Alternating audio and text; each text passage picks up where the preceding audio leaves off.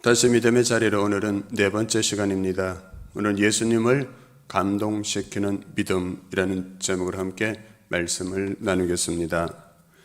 여러분 성경에 보시면 예수님으로부터 믿음이 작은 자여 왜 의심하였느냐 안타까운 책망을 듣는 사람들도 나오고 내 믿음이 커도다 내 소원대로 되리라는 예수님의 인정과 칭찬을 받는 믿음의 사람들도 나옵니다.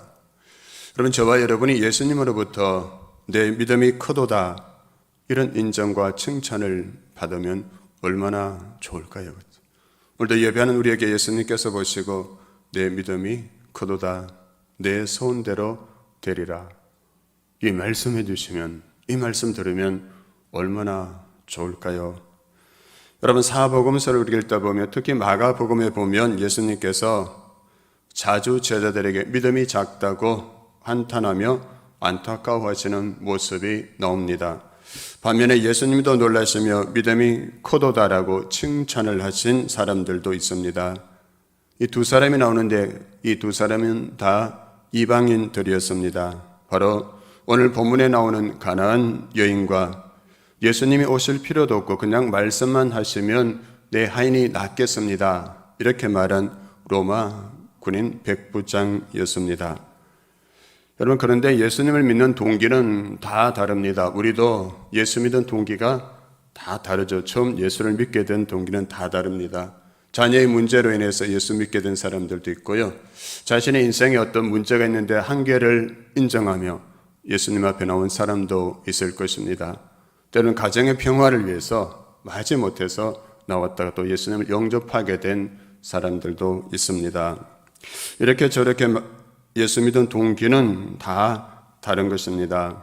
그런데 오늘 본문에 나오는 이 가나안 여인은 자녀의 문제를 끌어안고 예수님께 나오면서 믿음을 가지게 되었고 예수님으로부터 그 믿음을 칭찬 듣게 됩니다. 그래서 오늘 이 여인의 믿음을 통해서 우리의 믿음을 점검하고 살펴보기를 원합니다. 그러면 가나안 여인은 자신의 사랑하는 딸이 귀신에 들려서 고통당하는 모습을 지켜보는 것이 너무나 가슴이 아팠습니다. 이렇게 저렇게 많은 방법을 취해 봤을 것입니다. 또 그들이 믿고 있었던 이방인의 신들을 따르기도 해봤을 것입니다. 하지만 아무런 소용이 없었던 것이죠. 그 더러운 귀신이 이끄는 대로 딸은 이끌려갔고 거기에서 눌려 있었고 부자유한 그런 삶을 살아가고 있었습니다.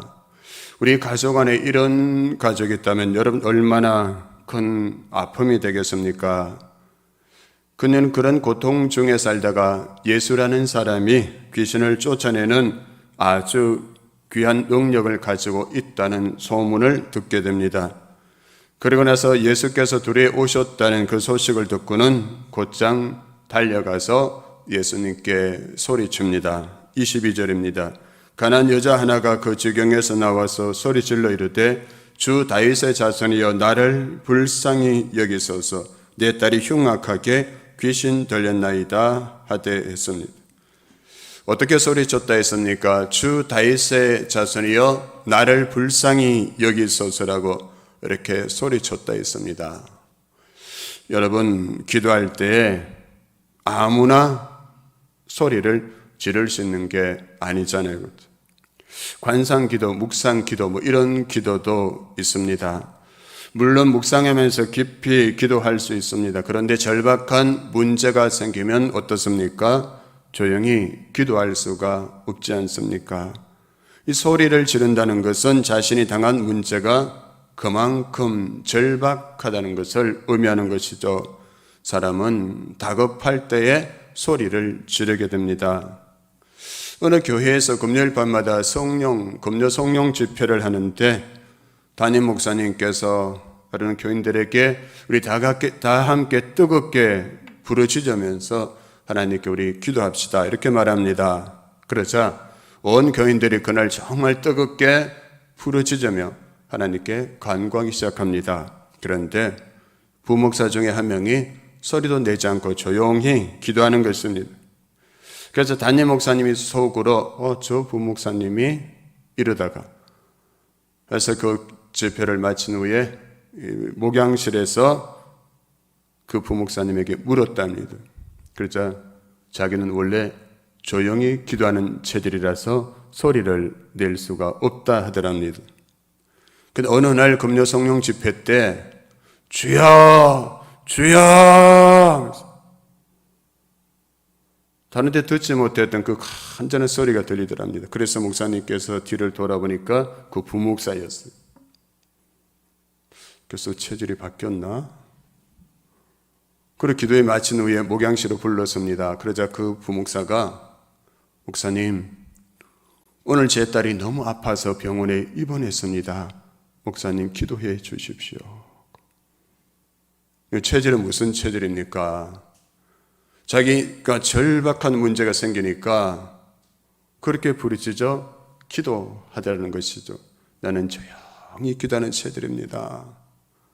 근데 자기 힘으로 감당할 수 없는 자기 너무 사랑하는 그 딸이 병원에 입원하게 되니까 저절로 주님을 찾으면서 큰 소리로 부르짖어 기도하더라는 것이죠. 본문에 나오는 이 여인은 자신의 딸이 흉악한 귀신에 들린 이 다급한 사정으로 인해서 예수님을 찾아왔고 자신을 불쌍히 여겨달라고 소리치며 매달린 것입니다. 이렇게 그녀가 예수님을 찾은 이유, 예수님께 소리 지를 수 있었던 것은 예수님만은 자신의 딸을 그 귀신에게서 자유케 해주실 수 있다는 그 믿음이 그녀에게 있었기 때문이었습니다. 그런 많은 경우에 있어서 이처럼 어려운 상황이 일어날 때 우리를 겸손하게 만들고 간절하게 만들어주는 것이죠. 여러분은 어려운 상황이 닥쳤을 때 어떻게 반응합니까? 이 여인처럼 간절히 주님께 나와서 기도하십니까? 아니면 계속 버티면서 스스로 무거운 짐을 홀로 감당하려 하십니까? 여러분 찬송가 가사를 한번 생각해 보십시오. 무거운 짐을 나 홀로 지고 견디다 못해 쓰러질 때 불쌍히 여겨 구해줄리 은혜의 주님 오직 예수. 무거운 짐을 나 홀로 지고 내 힘으로 이 상황을 컨트롤할 수 있다고 생각하고 계속 버티다가 쓰러지는 사람들이 있어요.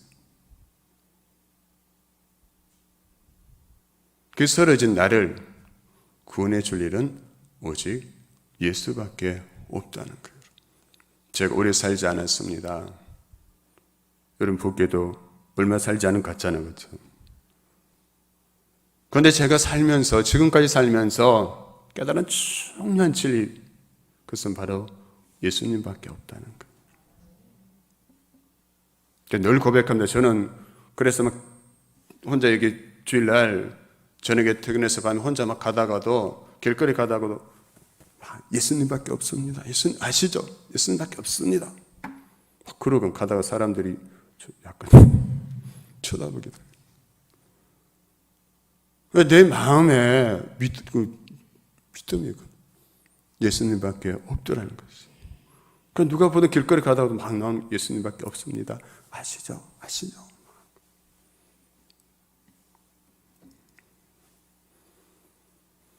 우리 인생에 왜 어려운 일이 닥치는지 우리는 알 수가 없어요. 그렇죠? 정확히 아는 사람은 없습니다.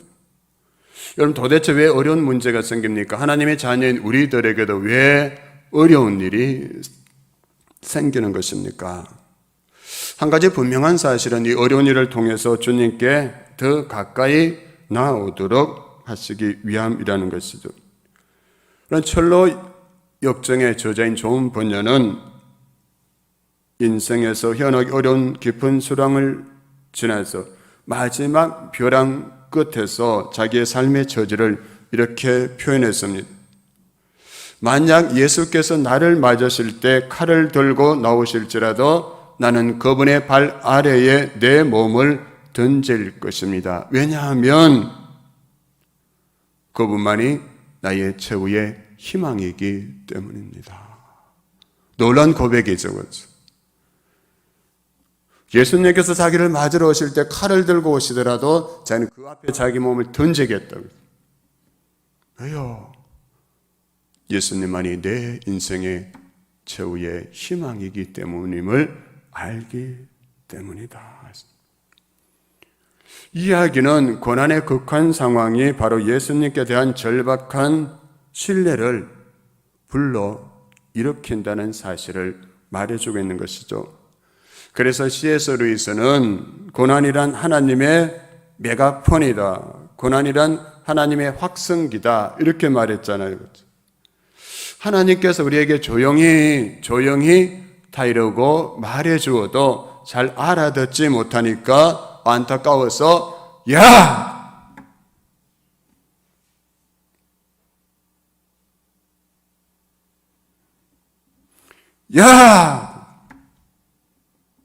이렇게 소리치는 게 고난이라고 했어요. 그래서 저도 어저께 설교 준비하면서 저 목양실에서 한번 질러봤어요. 야! 마치 하나님이 저에게 정신 차리라는 것 같아요. 주일날 제가 지난주에 2부 예배 때 대표 기도하시던 집사님이 이런 기도를 하셨어요. 사랑과 기쁨으로 말씀을 전하시는 담임 목사님께 이렇게 기도하시더라고요. 제가 여기 앉아서 그 기도 듣다가 마치 망치로 뭘 쾅 맞은 기분이었어요. 저분이 사랑과 기쁨으로 말씀을 전하는 담임 목사님 이렇게 기도하시는데 과연 내가 사랑과 기쁨으로 말씀을 전했던가? 하나님께서 저에게 정말 정신 차리고 야! 하고 그 집사님의 기도를 통해서 저에게 말씀하시는 것 같았어요. 그래서 제가 깨닫게 됐어요. 사랑과 기쁨으로 말씀을 준비하고 사랑과 기쁨으로 말씀을 전해야 사람이 살아나고 사람이 세워지는구나. 때로는 목사에게 설교가 짐이 될 때가 있어요. 여기 나서 설교하고 싶으세요? 때로는 준비하는 것도 짐이 되고요. 돌아서면 설교 준비, 돌아서면 설교 준비. 어떤 때는 여기서 설교하고 내려가면 몸에 땀이 환하게 젖을 때도 있어요. 힘들 때도 있어요.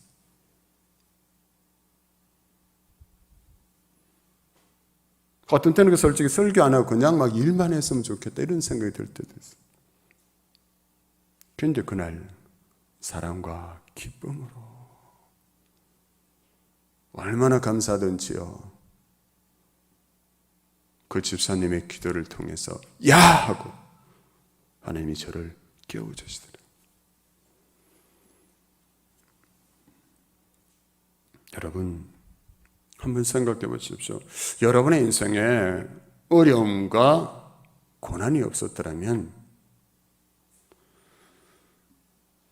이렇게 겸손하게 주님 앞에 나오지 않을지도 모르잖아요. 그렇죠? 그런데 문제가 생김으로써 더욱 주님 앞에 나오게 되고 더 간절히 기도하게 되잖아요. 그러므로 어려운 문제를 통해서 하나님을 향해 마음이 더욱 간절해지고 진심으로 하나님을 찾게 된다면 그 고난은 우리에게 은혜요 축복의 통로가 되는 줄 믿습니다. 예전에 부목사로 섬기던 교회에서 어느 남자 집사님이 주일 예배 때 술 냄새를 풀풀 풍기면서 주일 예배에 참석하셨어요.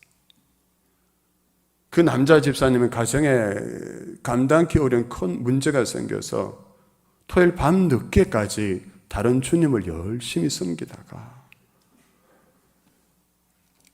그 술향기를 풀풀 풍기면서 주일 예배에 참석한 거였어요. 예배를 마친 후에 인사를 나눌 때 자신도 알잖아요. 그렇죠? 자기에게서 술 냄새가 나는 거. 목사님 죄송합니다 라고 말하는데 어떻게 해야 할까요? 집사님 정신 좀 차리세요. 집사님이 어떻게 술 냄새를 풍기면서 주일 예배에 참석한단 말입니까? 이렇게 해야 될까요? 예수님이라면 어떻게 하실까요? 여러분, 예수님이라면 그 술 냄새 풀풀 풍기면서 주일 예배 참석한 그 집사님에 대해서 어떻게 하실까요? 저는 안아주셨을 거라는 생각이 들었어요. 잘 왔다, 잘 왔다. 그래서 저도 그 집사님을 꼭 안아줬습니다. 집사님, 술 향기 풍기면서도 주일 예배에 온 그 간절한 마음을 우리 하나님께서도 알아주실 것입니다. 힘내십시오.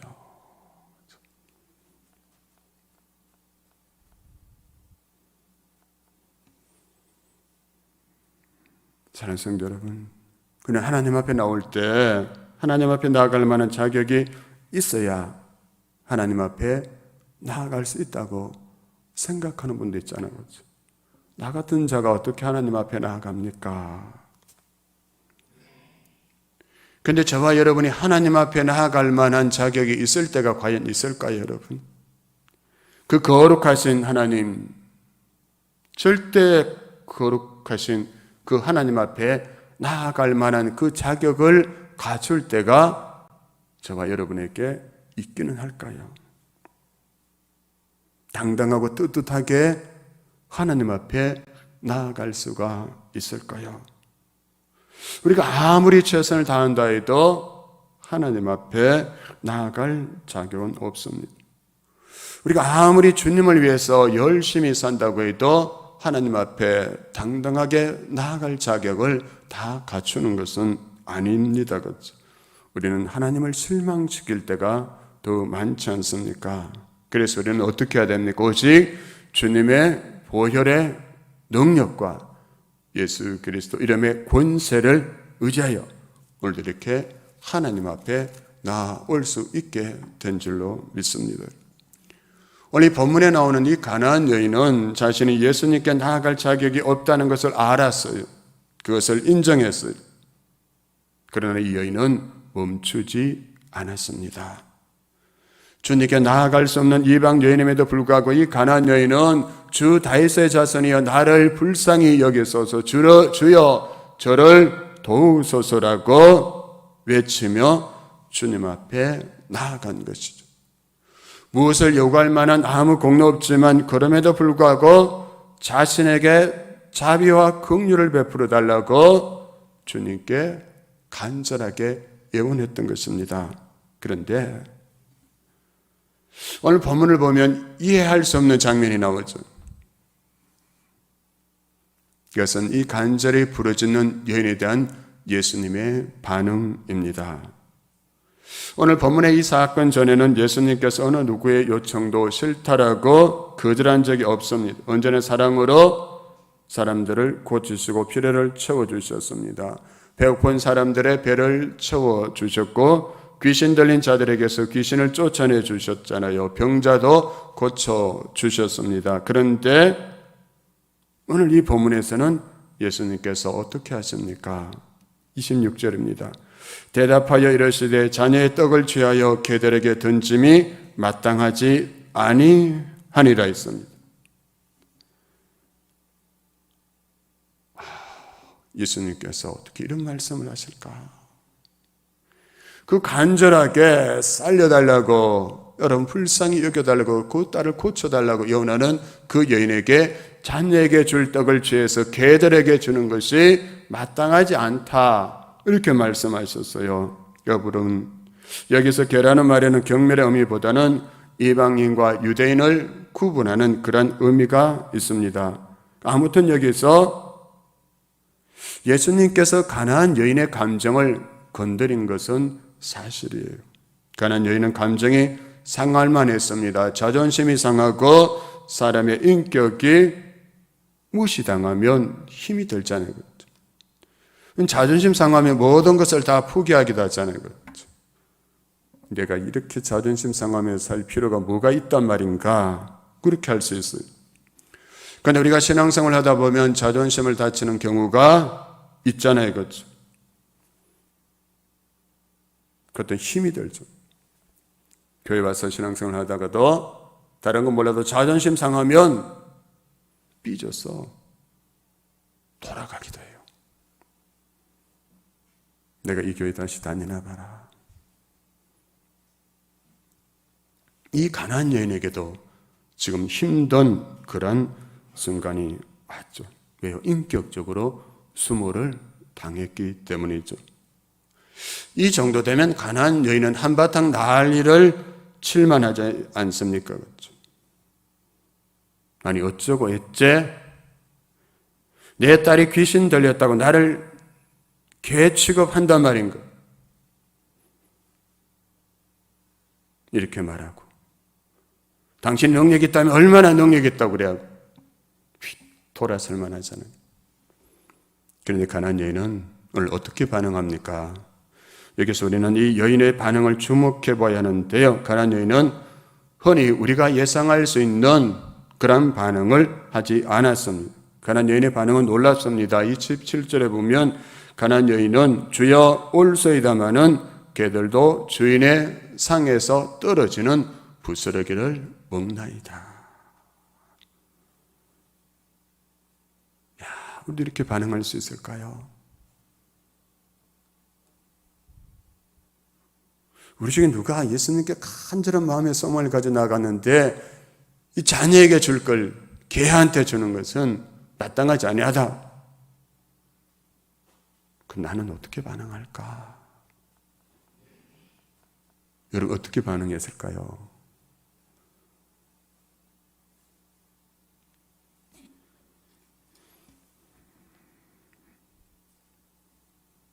그런데 이 여인은 절망적으로 들리는 이 예수님의 답변에서 희망을 찾아내고 있습니다. 자녀의 떡을 취하여 개들에게 던짐이 마땅하지 아니하니라는 예수님의 말씀은 누가 들어도 거절의 말이요 불가능하다는 말씀으로 들리는데, 근데 여인은 여기에서 가능성을 발견하고 있습니다. 나는 개와 같이 취급을 받아도 괜찮습니다라고 말하는 그 다음이 중요하죠. 개들이라도 주인의 상에서 떨어지는 부스러기는 먹지 않습니까? 여인은 포기하지 않았습니다. 절망할 수 있는 상황에서 여인은 오히려 더 적극적으로 예수님께 매달리고 있습니다. 이스라엘 백성이 은혜를 입었다면 이방인은 나에게 부스러기의 한 부분이라도 주시면 그걸로 족하겠습니다. 사랑하는 성도 여러분, 이 이방 여인의 태도를 보면서 우리는 이런 생각을 해볼 수 있습니다. 뭔가 하면 기도할 때 내 기분에 따라서 기도하지 말라는 거예요. 내 감정에 따라서 기도하지 말라는 거예요. 무슨 말인가 하면 기도할 기분이 아니더라도 기도하라는 거예요. 예전에 한때 교회에 갈등이 심하게 있을 때 어떤 날은 새벽에 설교를 마친 후에 정말이지 기도하고 싶지 않은 날이 있었어요. 도저히 기도할 기분이 아니었어요.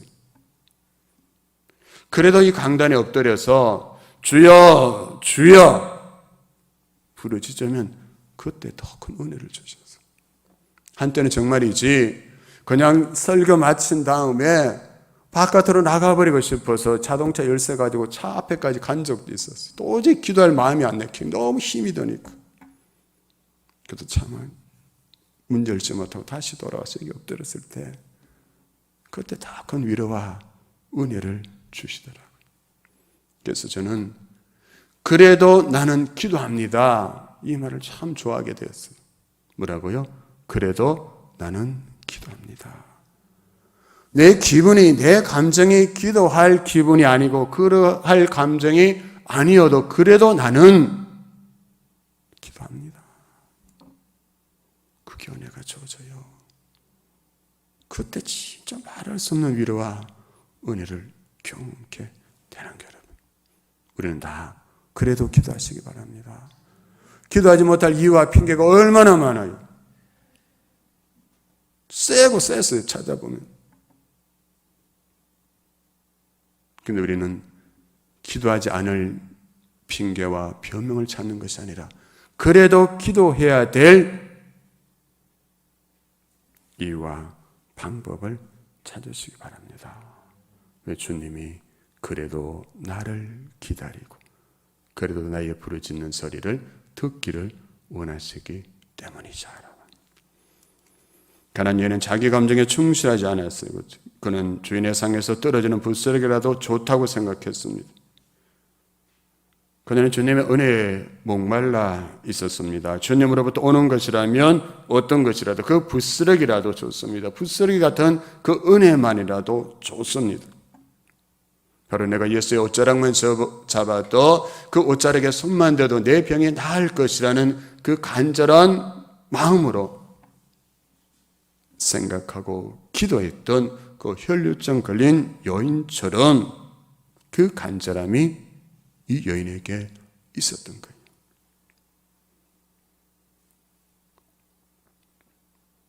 어떻게 그렇게 할 수 있을까요? 주님이 누구신지 아는 자만이 그렇게 할 수 있어요. 그렇죠? 주님이 누군지 알지 못하면 자존심 상해서 돌아가 버리죠. 주님이 누구신지 아니까 그 기도의 자리를 계속 지킬 수 있었던 거예요. 그래서 역대하 16장 9절입니다. 한번 띄워주실래요? 역대하 16장 9절에서 이렇게 말씀합니다. 같이 한번 읽겠습니다. 시작. 주께서는 그 눈으로 온 땅을 두루 살피셔서 전심전력으로 주께 매달리는 이들을 힘있게 해 주십니다. 아멘. 할렐루야. 어떻게요? 전심전력으로 주께 매달리는 자에게 힘있게 해주신다. 그에게 능력을 베풀어 주십니다. 아멘. 전심전력으로.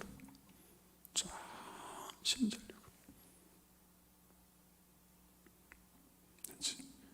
이번이 아니면 안 된다는 그 마음으로, 내가 기도하다가 죽어도 좋다는 그 마음으로 주께 매달릴 때 우리 주님은 그에게 능력을 베풀어 주시겠다 하셨어요.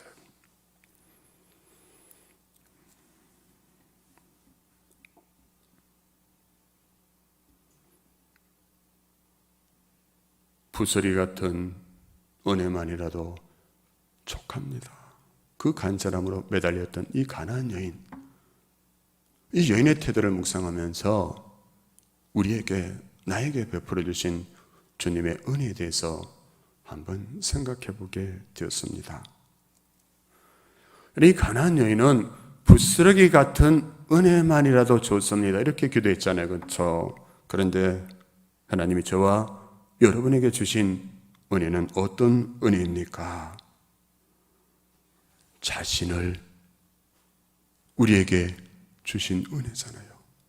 그분의 전체를 우리에게 내어주신 은혜잖아요. 아멘. 아니에요. 십자가에서 생명을 내어주셨다면 자신의 전부를 주신 거잖아요. 그 몸을 전체를 우리를 위해서 내어주셨습니다. 내 평생 살아온 길고 2절 보면 가사 이렇습니다. 나 같은 못난 인간 주께서 살리시려 하늘의 영광 보자 모두 다 버리시고 천하대 천한종의 형상을 입으셨네. 아, 주의 사랑 어디에 견주리까. 나 같은 못난 인간 주께서 살리시기 위해서 하늘의 그 영광 보좌, 우리가 상상할 수 없는 그 모든 영광 보좌를 다 버리시고 천하디천한 종의 형상을 입고 이 땅에 찾아오셨어요. 왜요? 나 같은 못난 인간 살리시기 위해서. 그래서 로마서 8장 32절에 이렇게 말씀합니다. 자기 아들을 아끼지 아니하시고 우리 모든 사람을 위하여 내주시니가 어찌 그 아들과 함께 모든 것을 우리에게 주시지 아니하겠느냐. 아멘. 그 아들까지 내어주신 그 하나님이 우리에게 무엇을 아끼겠느냐. 다 주기를 원하세요. 누구에게요? 전심전력으로 주를 찾고 매달리는 자에게. 근데 주님은 그 사람을 찾고 계세요. 이런 마음으로 가나안 여인은 이 간절함으로 주님 앞에 매달렸고, 이 여인의 기도는 아름다운 믿음의 열매를 맺게 됩니다. 28절 보십시오. 이에 예수께서 대답하여 이르시되 여자여 내 믿음이 크도다. 내 소원대로 되리라. 아멘. 그녀의 믿음을 인정하고 칭찬하시고 네 소원대로 되리라. 곧 네 딸이 귀신에 들린 네 딸이 낫게 될 것이라. 놀라운 약속을 주셨어요. 그때부터 이 여인의 딸이 나았다 했어요. 예수님께서 내 믿음이 크도다 내 소원대로 되리라 이 말씀하실 그때부터 이 여인의 딸에게서 귀신이 쫓겨갔다 했어요.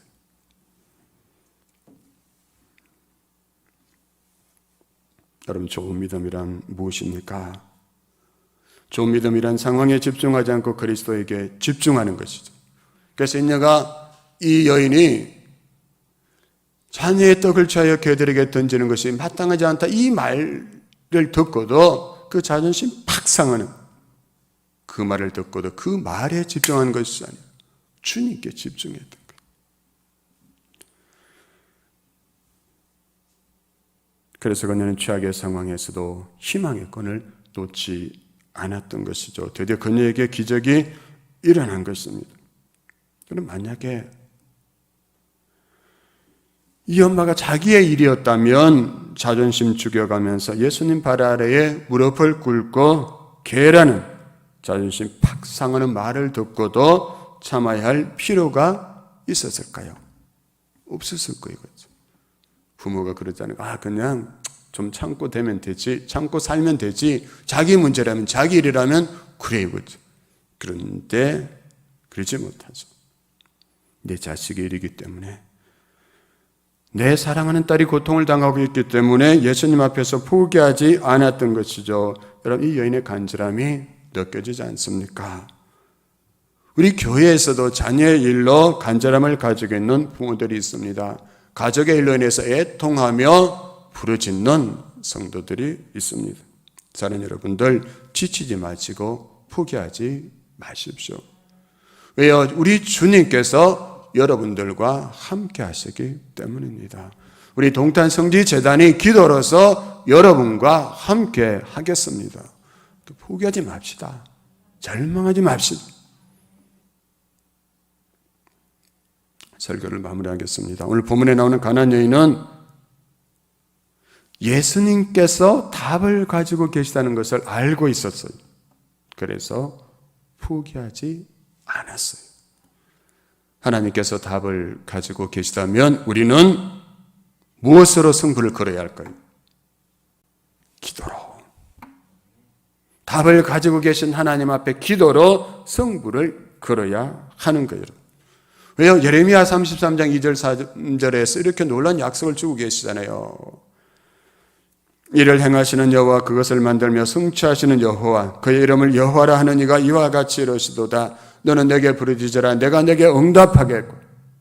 그 다음에 같이 한번 읽겠습니다. 시작. 아멘. 믿으십니까? 아멘으로 이 말씀을 받읍시다. 품고 기도합시다. 그래도 우리가 이 가나안 여인처럼 우리 인생의 문제 가운데 크고 은밀한 일을 나타내 보이시는 하나님 놀라운 역사를 경험하고 간증하게 되는 저와 여러분, 우리 공동체 될 수 있기를 주님의 이름으로 축원합니다. 아멘.